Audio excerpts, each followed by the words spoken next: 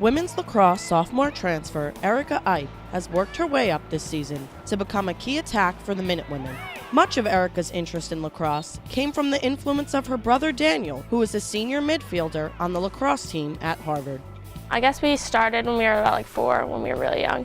And he started the trend of lacrosse for our family, I guess, and I just followed his footsteps through the whole process. And he did the tournament team, so I wanted to do that too. And he just was a big influence on how far I wanted to go in the lacrosse world. We always practiced together.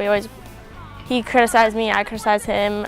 He just gives me advice on how to be a better player. When I think of Erika, the first sort of word that comes to mind is she's the ultimate lax rat, where she just loves lacrosse. She, I always see her stick in her hand. She's sometimes early for practice, late, staying late, working on different things, her shooting, feeding to different players.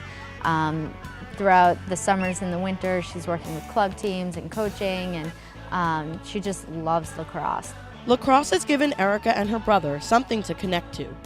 Earlier this season, she cheered him on when Harvard came to Garber Field to face the Minutemen back in February.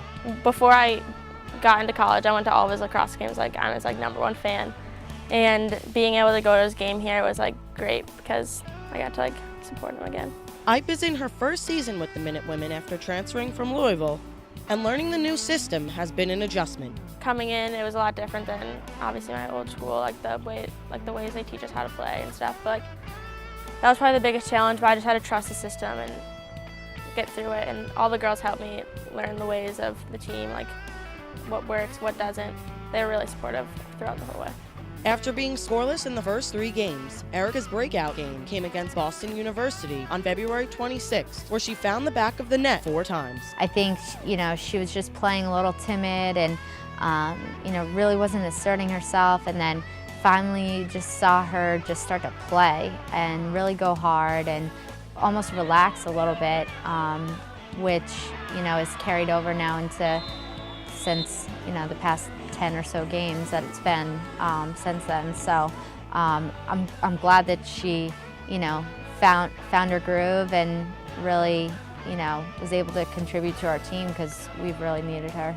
Eipp ranks among UMass's top 5 scorers, filling a critical role for the Minutewomen. Obviously, adding another offensive threat is always a good thing, and we needed to, have someone step up to replace, Lauren Terciano and Corey Murray, who both had outstanding careers. We really had a couple holes in our offense that we needed to fill, and Erika just stepped right into that role and has been playing great. I love the environment of the team, how much everyone wants to win, and we're all on the same page on working hard.